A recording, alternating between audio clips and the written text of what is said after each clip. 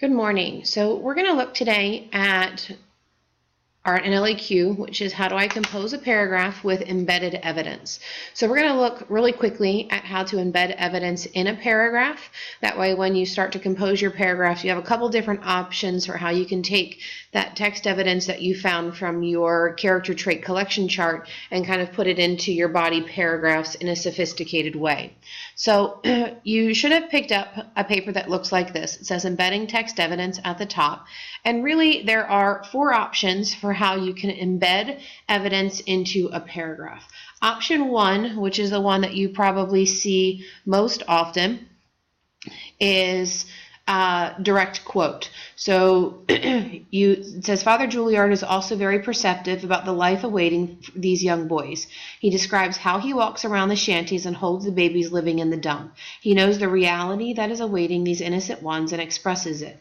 While we're smiling and laughing, I am thinking in the back of my mind, this tiny child, as soon as it can crawl, will be crawling through trash. So we have your quotes at the beginning, you have your quotes at the end, followed by the page number we found it on, and the period. This is a direct quote. We can go back in on page 58. We can find this exact sentence just the way it is here. It's kind of its own sentence by itself. There's a period before here, a period after here. It kind of stands by itself. We use direct quotes when it's kind of the perfect sentence. We can't say it any better in our own words. The character in the story or the author, through the words that they use, have said it best, and we can't figure out a better way to say it or shorten it. It is just a gem just the way it is. So that's when you use a direct quote. When you find a sentence, option two, where in the story, where there's a part of it that you don't want all of it, perhaps there's part of a sentence, there's part of a paragraph that you don't want, and then there's part of another sentence that you want, this is an option for you. This is a direct quote with parts eliminated. So look at this one. It says, when the three boys arrive at his office, he knows June, but has only occasionally seen Raphael and Gardo. However, he quickly picks up on their personalities. Then I looked beyond him and saw he had two friends with him. One looked shy and the other looked watchful. You could see at once who the leader was. End quote, page 55. Within minutes of meeting the boys, Father Juilliard notices the slightest details that reveal the boys. So we have some description at the top first that kind of gives us some background on where this quote is coming from. We start our sentence with our quotes. But then notice this part right here. We have a bracket, we have what we call an ellipses, and then we have an end bracket. That shows anyone that's reading this that there was part of this paragraph, part of this sentence that was eliminated because it wasn't necessary for your understanding of the character trait that we're trying to pull across here for Father Juilliard. But then it continues later on that page with some more information that kind of goes along with this quote. So we have part of a sentence, we've eliminated some, and then we have the rest of the sentence.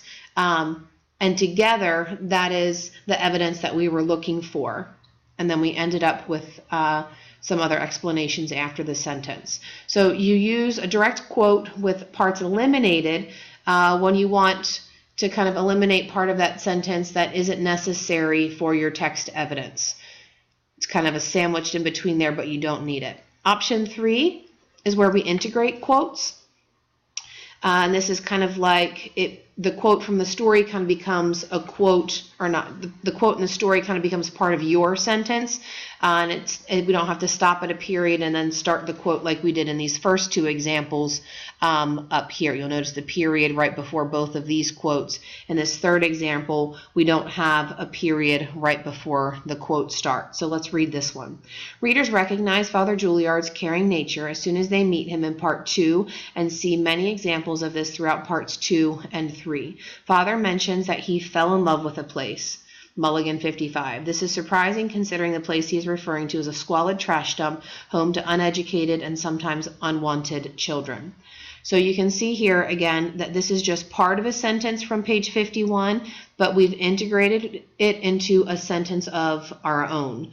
So we've kind of started our own sentence and then we've put this in here to almost seem like it's part of something that we've come up with, but it's really a part of the text. So it's integrated kind of in. It becomes part of our sentence instead of being a standalone sentence. And we use this when we want to mesh our words with the words of the author. It also increases fluency, again, because we don't have that punctuation, that pause before the quote. We don't have it kind of after the quote. Option 4 is paraphrasing and summarizing a quote. Instead of directly quoting something from the text, you kind of summarized what the author says because you can do it better in your own words than the author could in his or hers. So look at this. Later in the chapter, he expresses his compassion when he tells of all the ways he helped little June, otherwise known as Rat. He gives him food, ointments, and plasters, allows him to take a bath, and even slips him money. All of these actions show Father Juilliard's love and concern for little June. So because this page 52 comes up here, we know that this fact about food, ointments, and plasters comes from page 52. The fact that Father Juilliard allows him to take a bath also comes from page 52, but here's where it switches. The fact that he gives him money doesn't come from page 52, it comes from page 59. So you need to make sure that you're being very exact with where you're getting your information, but this one also shows you that we've summarized this in our own words instead of directly quoting it from something from the story. And we use this when we want to convey a large section of text or do not need the author's exact words. So because this goes from page 52 to page 59, we obviously can't quote all of that in our book. So we pick out the parts that we want and we kind of summarize it into our own words. So those are the 4 options that you have for embedding text into your body paragraphs.